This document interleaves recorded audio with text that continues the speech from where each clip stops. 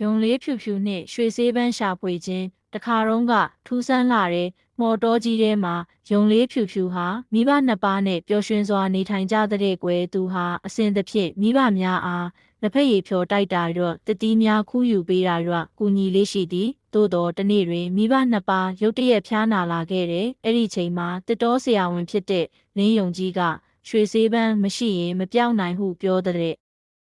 ယုံလေးဖြူဖြူဟာစိတ်တမကြပဲခရီးထွက်ရန်ဆုံးဖြတ်လိုက်ပါတယ်။သူမ၏လမ်းတွင်ပထမအဆင့်မှာရေစီးတန်သောမြစ်ကိုဖြတ်ရန်ဖြစ်ပါတယ်။လိမ္မာပါးနှက်သောလက်ကြီးတစ်ကောင်ကသူ့မအားကြောက်တုံးများပေါ်ခုန်တက်ဖြတ်ကျော်နည်းကိုတင်ပြပေးခဲ့တယ်။နောက်တစ်ခုကတော့အင်မတန်မြင့်မားသောစွန်ပလွန်ပင်၏ထိပ်တွင်ရှိသောဆေးပန်းကိုယူရန်ဖြစ်ပါတယ်။အဲ့ဒီဟာကိုတော့ကူညီတက်တဲ့မြောက်ကြီးတစ်ကောင်ကသူ့မအားတကိုင်းများကိုလှေကားတပွဲချိတ်တက်နည်းပြသပေးခဲ့ပါတယ်။